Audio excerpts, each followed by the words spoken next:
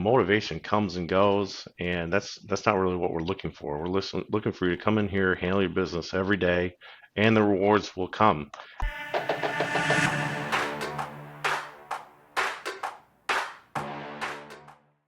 2.5 million in organic growth this year, on pace to grow 4 million, going from a 6 million to a $10 million book of business. And catch this, while retaining 80% of the business that they are writing. In today's episode, Courtney and I have a conversation with Ben Smith, and we are going to be discussing the blueprint on how to scale your agency, going from just a couple producers to now a team of 18 and growing quickly while writing profitable business. With that being said, let's start the show.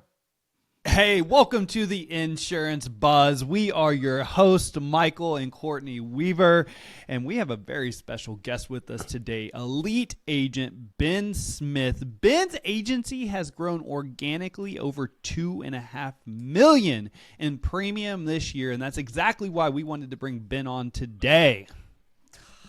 Ben, how you doing, buddy? I'm doing great. Thanks for having me.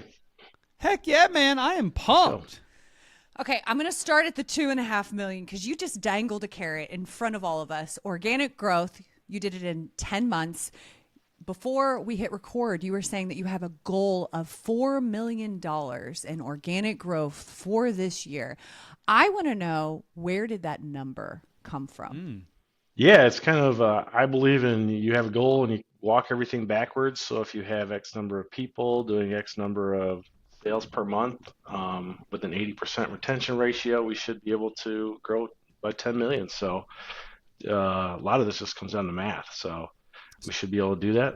And I did a little bit more than what we should have because I like to have a higher goal than what I set out to. So that's kind of where that number came from. And then we want to double it from where we are now in 3 years, so we'll be at 16 million. So. Heck yeah. All right. So you came up with the $4 million in growth this year to aiming towards having an overall $10 million book of business by the end of 2024. Is that right? Correct. Yep. Okay. Was that something, are you mirroring any kind of compensation plan? Where did that number even come from? That's just a number in my head. So. Oh my God, I love that. Dude, that's a big number, and I love that because I believe that the bigger you can think, obviously that's automatically going to mean that's more than you are going to achieve throughout your lifetime. Like, big thinkers are always going to achieve more. Well, and when you put a goal that's so big on the table, it forces you to show up in a different way because you cannot make the same decisions. Like, you can have a baby goal and you can pretty much get by with what you're doing right now, only upping the volume. Like, that's really how you... And I love this because back in the day, insurance, even 15 years ago when I got started, let me date myself a little bit. I was told, Michael, all you need to do is come in and get like a $3 to $4 million book of business. Yeah. And you're set the rest of your career, man. 100%. It's just like a paying annuity. And today we're talking about, hey, baby, we aiming towards a $10 million book of business. Yep. Let's do it. Go. And I believe this is the future of insurance, is bigger book of businesses, just because who knows what the future is going to hold. But the bigger you aim, the bigger you're going to become, period. Like, in my opinion, a $3 million book today is just so outdated with everything that we're discussing. And so I love that we're talking about this. So first, before we get into what you're doing this year, I've got to ask you a question, Ben. So you've been in the industry now for 8 years. It's a question I always get asked. If you were to start your insurance agency today, is there anything you would do differently starting today than 8 years ago when you started with the knowledge that you now have? Yeah, 100%. I think what you're just saying is thinking bigger, faster. So I purchased a 500 policy book of business 8 years ago, and then we've grown it as much as we have. But really, it was just me by myself and maybe a half-time customer service rep for about 3 years. And then we hired our first producer, and it's like, hey, if I do this and I can teach the producer what to do, then if they're at a certain threshold, then I can have basically unlimited amounts of producers because they're paying for themselves. So that's kind of been, and really that was about 2 years ago where I kind of did the math. It's like, okay, if my producers are selling 40,000 a month is where we're at in P&C commercial or P&C business, then they pay for themselves. So it doesn't matter if I've got 1 or 2 or 8 or 10, as long as they're paying for themselves, then we can just make this thing as big as fast as possible. So, out of curiosity, so 2 years ago is kind of when you started to change your mindset as a business Yeah. owner to, hey, I want to start to scale, have a bigger team. So, just out of curiosity, where were you at 2 years ago from a book size standpoint? 2 years ago, I was about 2.5 million. So, you've already tripped. Wow. So, you're Yeah. going to 5X it in a 3 year period. Yeah, yeah. It's, the scaling thing is I've been like reading every book I can possible, talking to people that are bigger than me. And in Michigan, I think I've got the biggest book. So it's like trying to talk to people. You go to the achievement clubs for farmers. So I've been at President's Council a couple times, all the topper clubs. Like, what are you guys doing? How did you scale? Just trying to soak up as much knowledge as I can. Okay, so I want to go back to because the question that we get asked a lot is around compensation, and you have teased it a little bit here. You're saying if your sales producers produce 40,000 in PNC premium, they will pay for themselves. I would love to know what are your expectations in your office for your sales producers because that's their break even. I Yeah. would love to know how you're communicating that to your producer, like what their goals are. Sure. So, every goal we have, we always try to walk it back for what you're doing this month, what you're doing this week, what you're doing today. Um, and so, monthly, we focus on daily quite a bit. So you need to be talking to at least three people a day, right, Michael? 3 to 5 a day if you want to be producing XYZ. 10% of the people pick up the phone, so you need to be making at least 50 calls. If you don't get three people on the phone, then you're making 100, 200 calls. And then you got to be asking for the sale a certain amount every day. And we talked about the sales funnel today, where it's like if I'm closing 10% of people, I need 100 quotes, and how all that math breaks down. Because if you don't have a goal in mind for every day, for every week, for every hour, um, then you're not going to hit it. And then how do we get our management team to hold the people accountable? Because salespeople are a lot like water; they follow the path of least resistance. So if you're not on these people, then they're just going to go regress to whatever they were doing. So I was I was going to ask, what does your, like, how often are you or is this a daily communication that your management oh team is yeah, communicating daily with your salespeople, or oh what does yeah. this look like? Yeah, so this is a hey morning check-in. What did you do yesterday? What do you want to do today? How can I assist you getting there? We have a midday check-in and then a report out check-in. We've got all our numbers up on the board of how many calls you made, how many quotes you did, how many asks you had. Um, and if there should be tweaking every day. I mean, we were talking football a little bit before we got on the podcast. Like at the end of every drive, the coach is going over and say, hey, what worked well, what didn't work well, how can we do this? We're listening to phone calls saying, all right, I like how you said this. You need to pick this up a little bit more. You really have to have your finger on the pulse of this stuff, or else, things just kind of, if you don't get what you always expect, but you do get what you inspect. So if you're checking up on these people, then they're gonna get the results you want, I'm laughing. or you got to get rid of them. Yeah. I'm laughing because Michael has a mantra: the checker gets what the checker checks. And, Yeah. and everything. So if there's a ball dropped in any part, this Yep. could be at home. He's like, the checker gets what the checker checks. I'm like, Yep. I'm gonna print a Yeah. T-shirt. I'm gonna put that on Yeah. a T-shirt Exactly. because you get. What did you say? You don't get. Get You what you. expect, you get what you inspect. Oh, Yeah. I Yeah. love that. Yeah. Okay, so let's talk about the inspection. Let's talk about the checker getting with the checker check. Let's nail that down a little bit. So walk me through how you're holding people accountable because we're talking about touch points. These sound like daily huddles. Talk to me about Yep. when are you reviewing production? If I were to sit in your office right now and I'm a producer and there's 30 days with you, tell me exactly what those 30 days are going to look like from a Sure. holding me accountable standpoint. Yeah, so let's say you're an average producer, so we want you to produce 40,000. So at the beginning of the month, we have a one-on-one, you and me. Say I want you to do 40,000. These are the habits that you're going to need to do to get there. Um, I really like Nick Saban's stuff that he's focused on the process and the results are a distraction. So these are the key performance indicators that you need to hit every every day, every week, every month. And so we kind of have the direction, you and me one on one. And then with your individual sales coach, you will have that every day, every week. It's like, okay, this is what you told me you were going to do. This is what you did.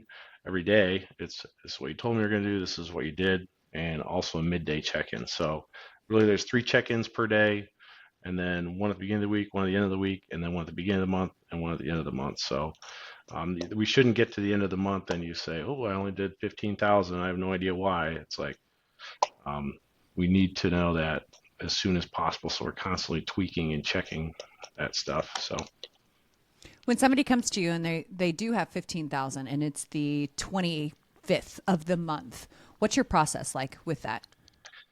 yeah, so I think if you're not hitting those goals, you're doing one of 3 things wrong. So you're not talking to enough people. So is it a call volume issue?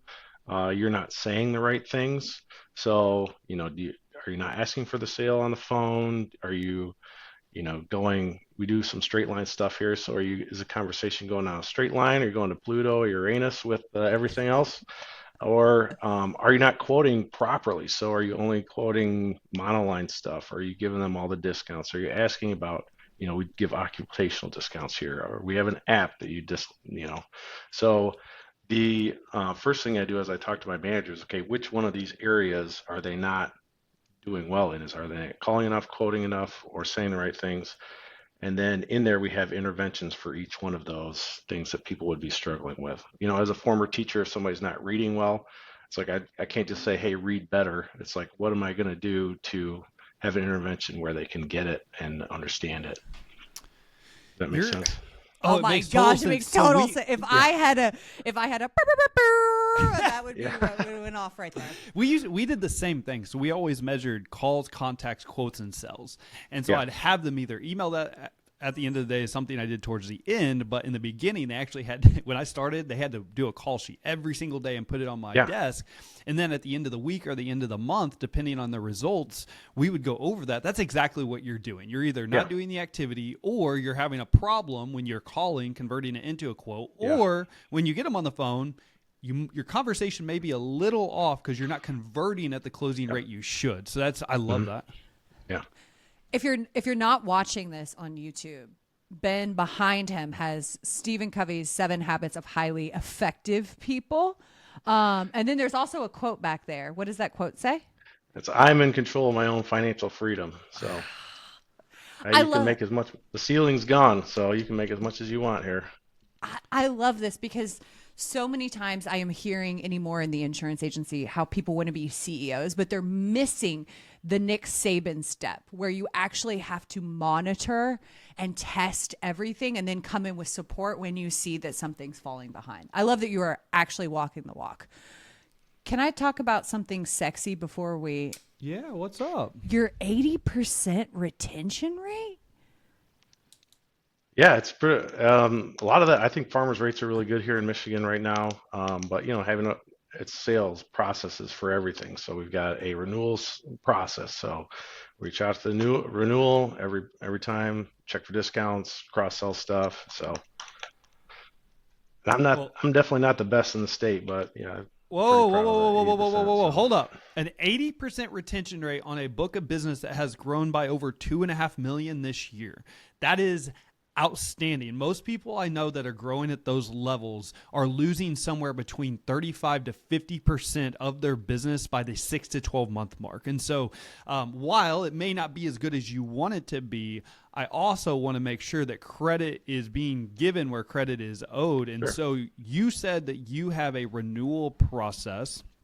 I love that. Are there any other retention strategies that you are doing or have implemented that you believe are helping with that rate? Because you're growing Yeah. at an exponential amount, and most people really struggle with retention when growing at that amount. Sure. Yeah, the biggest time to lose people is right in the first week or 2 weeks because they, maybe a discount falls off or, maybe they didn't get the paperwork in the mail. So we do have an onboarding specialist that every new business, they schedule an onboarding meeting. Our onboarding specialist make sure all the documents are in, make sure that, all the discounts are applied, or let's say they have a good student discount. Hey, send over that, their GPA, just to make sure that everything is, all the boxes are checked. And really, if you talk to a lot of the people that are growing at this rate, it's not rocket science. They're just kind of doing all these same things and actually sticking to it. Yeah, that's the hard part, though, is actually Yeah. sticking to it. So I'm curious, what is your structure? Because you've brought up a sales manager, you brought up an onboarding specialist. Tell me the structure in your agency. I'm curious on what that looks like. Sure. So that's kind of been the biggest thing I've been thinking through this last year is, okay, I can only handle probably 5 salespeople myself, and we've got about 18 people total. So I needed to replace myself 2 times. So we've got 2 sales managers, and one of our sales managers actually are onboarding specialists. So it goes really well to have them doing that at the same time. But what I'm trying to do is pour into my sales managers as much as I can. So I'm not talking to 18 different people. I'm talking to 2 people right now, as well as my customer service team. How big is your customer service team? We have 4 people right now. 4 customer service. So that means you have, how many salespeople you have? So then, what does that mean? 2, 4, 6. So that means you have 12 salespeople roughly? Well, yep. Okay. And you said that each person's in charge of 5 to 6. So kind of walk me. So are you leading a segment of your sales team, or your sales managers leading? Are they the front of the Sure. sales team? Yeah. So I personally, I don't like getting people from I don't know anything about insurance to I can quote and call. So I kind of am tweaking more. So my people are a little bit more experienced. They're kind of getting the people from, because we do, people who are bartenders, people who are realtors, people, not necessarily insurance specific people. So they do more of the, I don't know anything about farmer systems, quoting, anything like that, and getting them to be able to call, quote our systems and everything.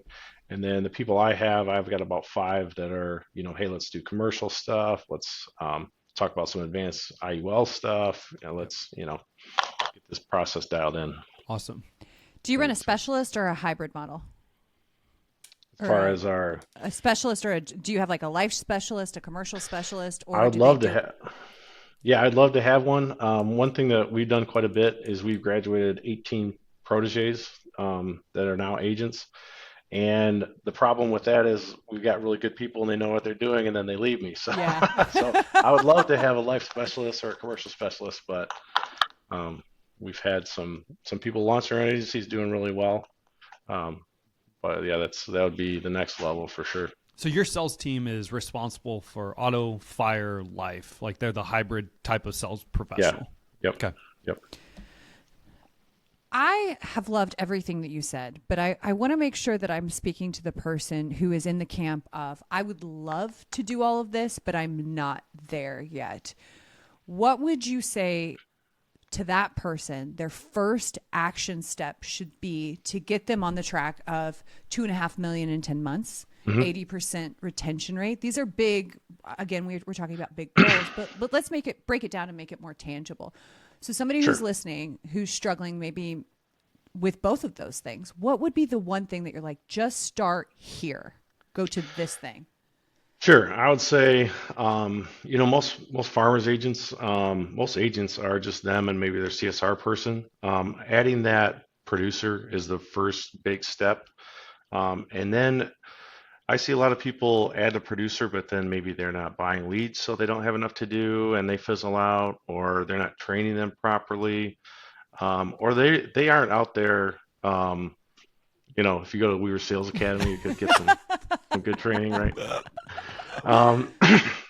Or they themselves don't want to put in the work, so that, hey, I'm doing 10,000 a month. I could care less if my staff is, and then your staff sees that too. So you really need to be out there leading the charge with that kind of stuff. So getting a salesperson that can pay for themselves, and then adding another one that can pay for themselves, and that's kind of how this thing scales exponentially. And that's how I did it. I was by myself for one CSR for 3 to 5 years, and then we had the first salesperson, and then it just kind of has taken off from here. And who knows where it's going to go beyond where we're at. So we might be talking to one of the, in the future, largest farmers agents in the country, which I Let's love. go. Because you've done all of this let's freaking go, baby. Yeah, you've done this all in the last 2 years. So you went from you and a CSR to now a team of 18 people, ultimately in a 2.5 year period, which is outstanding in the amount of growth that you've had to undergo as a leader, your business acumen. Like I can only imagine the hurdles and the crap that you've had to go through with the Yeah. problems that growth like this the problems that growth comes with. And so you've said, I want to dive into one thing, maybe multiple things real fast, but you've said breaking even on team members a couple times now. So are you breaking even on them within their first, like right there on the initial production, or is it at the 6-month renewal? Is it at the 12-month renewal? Like what's your mathematical equation that you're basing that off of? Sure. So ideally, I'm breaking with even with them every month. And for our salespeople, the first month you're expected to sell 10,000, second month 20,000, and then 40,000. And on month three and every month after, I should be breaking even them, knowing that at the renewal, I'm gonna just keep, that's how the book is gonna grow so much. So and we pay people more than a lot of other people do. So I feel like that's helped us get better people. To your point, with this kind of scaling, I've made a lot of mistakes. I think I've screwed everything up, and so that's how I've. That's the only way I've learned anything is just screwing everything up. A year ago at this time, I thought if we could just get bodies in here, then we're going to teach them to sell, and maybe that was a little get arrogant on my part, but we had to let like 5 or 6 people go because it's like not everybody's going to want it like we are. So now it's like, hey, we need the right people, not just a body. So a lot of that kind of stuff that's been, a lot of hiccups along the way. I feel like the processes you have for 0 to 5 staff is one thing, and then 5 to about 20 is another thing, and then you get 20 plus, then you have to reimagine, reinvent the way you're doing things. So I think we're going to come to that tipping point here pretty soon. But yeah, it's a lot of mistakes for sure. Okay, so I would love to. Okay, this is a really great question because this is you just said you just said something that I believe a lot of business owners struggle with and agency owners because a lot of agency owners that we work with, I mean, we work with 5,000 insurance professionals across the country. The average team size is about that 3 to 5 person mark that we work with. You just said something really important. And when you start to really scale your sales team, so what did you experience going from the 5 to now you're currently 12 mark in the process that you had to change with the managing, with the leading? Like what was one thing that just really sucked in the beginning of the change that you're like, okay, we finally got this process figured out? Yeah. I think for me, I always think I can do everything for everyone at all times. So I was the sales manager for 5 to 10 people, and that just, there's not enough time in the day for everything that, clients need me, salespeople need me. I'm getting people that don't know anything about insurance up to knowing what's going on with insurance, and there just wasn't enough time in the day. So for those people that left or we had to let them go, I feel like part of that was my fault just because, maybe it was my pride thinking that I could do everything for everyone all the times. And that's just not, I'm going to run myself ragged. So really pouring into sales managers, developing those people, and they have to be somebody that has done it before. I feel like hiring somebody from the outside is difficult. So these were people that were in our team that have both hit the benchmarks, that are team players, and those are people that got elevated, and now they're taking it, running with it. Tell me what your sales manager, like what their expectations are. Are they responsible for producing, or what does that look like for you? Sure. So right now they are. I would really prefer for them to not be. But yeah, we're listening to phone calls all the time. So we have cubicles set up and we call them pods. So there's 4 people in every pod, and so they're sitting right next to the people listening to them. They can come in on the call if like somebody needs a closing technique, or somebody was talking this morning about somebody wanted to close in November, and with farmers, we don't have to take a payment today if it's more than 3 days out. So just kind of those kinds of things, explaining that to the salespeople, jumping in on those calls, or hey, we try to use the hamburger method, which is we give the salesperson a compliment and then a criticism or critique and then another compliment. So, this is it's basic stuff. I mean, none of the stuff that we're doing is rocket science or earth science, but just do it, have systems, processes, stick to those, and then tweak those as needed. You may not look at them as big things. They are huge things that you're doing, but they're small because you're doing what I believe is the hardest thing that I've experienced, and that is letting go of control. I'm a recovering control monster, and so being able to duplicate your efforts and put your trust, and then you're just responsible for leading 2 people within your sales organization, and they're responsible for then leading their 5. And so I believe that while that may not seem like a big step, that is a huge step, because now you understand, okay, per every 5 sales reps I have to have a sales manager. So when I go to expand to 20 reps, 25, 30 reps, who am I going to be more than likely moving up within my organization to become that sales team lead, that then I get to lead, manage, and duplicate your expertise, to now you're only holding 2, 3, 4, 5 people accountable instead of 20, 25, 30. Yeah, yeah, exactly. It's just you don't have enough time in the day to do something like that. So, and I think getting the the team and the sales manager to buy into your vision of like, we do pay on renewals, and I know that's not overly common, but hey, we're going to be at 16 million here in 2 years. Do you want a couple $1 million book inside of our book? You know, that's where we're going. Do you want to come along with us? Um, and getting the sales managers bought in with that kind of a vision, because they could go launch their own agencies with farmers, but it's like, I think you're going to make more money here with less headaches, less stress, less of the admin, payroll stuff. So how do you get people to buy into your vision, where you're going, and then go out and do it? Speaking of retention, that may be a pretty good retention strategy right there. Let's pay the team on retention renewals. Yeah, create a team, a bunch of entrepreneurs. Wow. Yeah. I You're ultimately creating your own agencies within your own agency. Yeah, creating and you your don't own have to- district, essentially. We'll hire the customer service people. You know, you don't have to worry about the E&O stuff. You don't have to worry about hiring, firing, payroll. So, all the crap that comes with being all- a number one. yeah. Okay, so speaking of crap, I'm a big believer that we learn best from the things when they're not going well. When we have success, we have a hard time going, what added up to make this successful? But when we drop the ball, we're very quick to inspect that. So I would love to know, what's one of the lessons that you have learned the hard way that you think made the biggest impact in who you are in your agency? Yeah, I would see kind of like what I was talking about earlier of with, you know, I feel like maybe it was arrogance. I was a former teacher, so I feel like I can get everybody going. I feel like I can train a monkey to do what we're doing, and that just isn't the case. So you've got to, whatever you're doing, you need to be have the discipline to show up every day, do what you got to do, and be hungry for what you want to go. We ask everybody in the interview, where do you want to be in 2, 3, 5 years? And if you can't answer that question, then I don't care if you have industry experience, you're not going to work here. So, you know, because if you are not driven, you don't have a goal in mind to change your life, your family's life, then, you know, why am I going to work harder?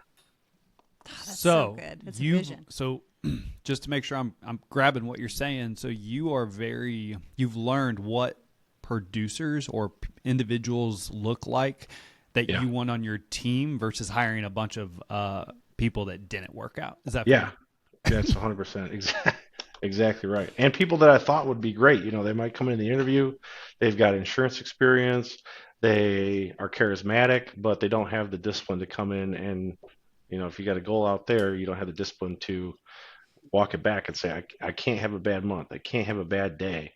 We tell people you can have a bad couple hours, but that's about it. If you want to get to your goal, you know, in 2 years or whatever. That's right. God, it makes me want to headbutt. Anytime somebody starts talking about discipline, I'm like, yes. Yeah. Okay, so I'm curious on this because I'm always trying to cultivate more discipline because I feel like our world has become so convenient, especially in America. Things are very convenient, they're very easy, and we want to pick that. We are like water, all of us. Salespeople are not. We always want to pick the path of least resistance. I'm curious, how are you cultivating discipline right now for you? For myself, my own self, I would say for me, like, hey, I want to be at 16 million in 2 years. So that's a huge motivator for me. And that's not really to make any more money. It's just kind of more to see if I can do it. It's more curiosity than anything, to see how if I can make that happen. So for me, I it comes kind of naturally, but for our salespeople, that's something we talk about every day because it used to be we have an interview question say, what motivates you? And you know, motivation comes and goes, and that's not really what we're looking for. We're looking for you to come in here, handle your business every day, and the rewards will come. And thankfully, we've had a few people this really take off. Our customer service person is actually our best salesperson. She's 60 to 80,000 a month, and so it's like, hey, we have a big check that we hand out, a commission check at every month. It's like, hey, you want one of those that says, 5 grand on it? Then do what Dana's doing. So Do they have to go to the big check bank to cash that big check? yeah, no, yeah.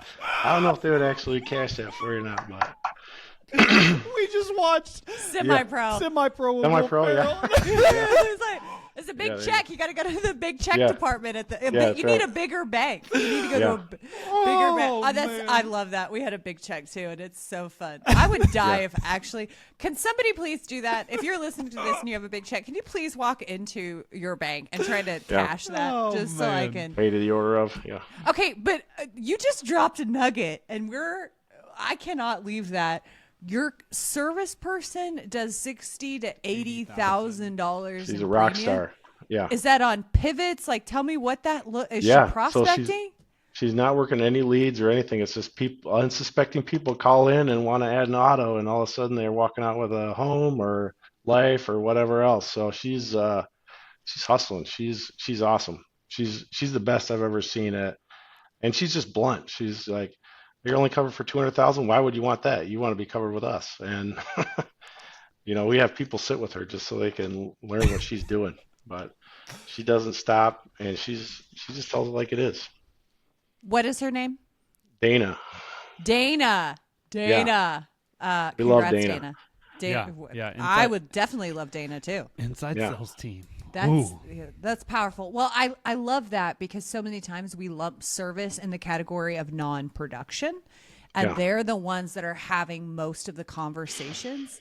And don't count them out. Like, No. put them in the arena. Definitely. Yeah. From an agency economic standpoint, so each one of my producers, I'm buying $1,500 to $2,500 in leads a month. And with Dana, I'm paying her a higher salary, not buying her leads, and she's selling 60, 80,000 off of just organic stuff in the book. So she's our biggest moneymaker, not just because of the sales, but I'm not buying her leads either. Mhm. So we've got 4 customer service people, and traditionally they've been some of our best salespeople, just on people that walk in or cross-selling. So if you can teach your people to do that, that's a huge moneymaker. And it's really 2 years ago, she started working for us, and I told her I'd like her to sell 10,000, and she looked at me like I had 2 heads. And every time she's bucked me on like, hey, I think you can do more. I think you can do more. And now she told me the other day it feels like she's getting her refund check every month when she gets her commission check. So, like, Oh, let's go. I love that. And we speak to the agent a lot about motivating the producer. I want to flip the script here and remind producers or wherever you sit in the agency, you also have to make yourself irreplaceable. Like, you have to put yourself in a position that the agent or the owner can't get rid of you because you are producing, you change the culture, you're motivated, you're disciplined. I know we talk a lot from leadership top down, but I want to remind anyone that's listening that you have an obligation to make yourself bulletproof. So you have to show up and perform in a different way than you might be thinking right now. Yep. Be irreplaceable. Yeah. All right, you dropped a little nugget. I just want to confirm I just heard this right. You are investing $1,500 to $2,500 a month into each sales rep that you have. Yep. Okay, so I just did the quick math on that for 12 people. Can we roundabout say that you're roughly spending about $24,000 to $25,000 a month in marketing? Yep. Okay. And so that is what, anywhere between 250 and 300 grand a year in marketing spend. Yeah. It'll be a little more than that probably. All right, a little bit Yeah, more yeah. than that. Let's just round Yeah. up to 400 grand. Is that fair, or do we need Yeah. to round up more? 400. Yeah, So that's fine. this sounds like a big number because it is a big number, but here we go. You've already grown $2.5 million this year, on pace to grow $4 million, which means your $400,000 of marketing spend off of most insurance. I don't know your rate on new business, but I do Yeah. know. I understand most rates is around that 10%. Yep, Meaning that's that fair. you've already grown or broke even on your marketing spend, and you're going to get paid that additional 400 grand next year with renewals. roughly with an 80% retention rate, we can go down to, let's just say, 350,000. Yeah. Yeah. Woo! Wait, Let's go. I didn't mean to scream in the mic right there. I'm so sorry. Yeah. That got me excited. But there is that is the beautiful thing, because you've done your math. You know, if I invest this much into a sales rep, they're going to produce this much. I'm breaking even on them. And the new business I'm bringing in is growing my book of business to where, boom, even if I don't make money on it right now, I'll have a renewal in 6 months. You just got me excited. Holy smokes. It is exciting. Let's It's go. Fun coming to work every day, for sure. Yeah. It is. Ben, I feel like we might have to do a round 2 with I you. do This too. is fantastic, because you just answered a ton of questions. I know that anyone that listens to this, if you're having problems scaling your insurance agency right now, Ben just gave you pretty much the blueprint of what it takes to get started, and then what you can expect to grow into, and the challenges along the way that you're going to have to overcome. So Ben, thank you so much, man. This was thanks for having me. awesome. You crushed it. Thank you so much to those of you who are tuning into the buzz today. I'd love to know your biggest takeaway. 816-727-7610. Shoot me a text. Other than that, as always, time and attention are by far our most important assets, and we appreciate you spending time with us today on the buzz. Go out and make it great.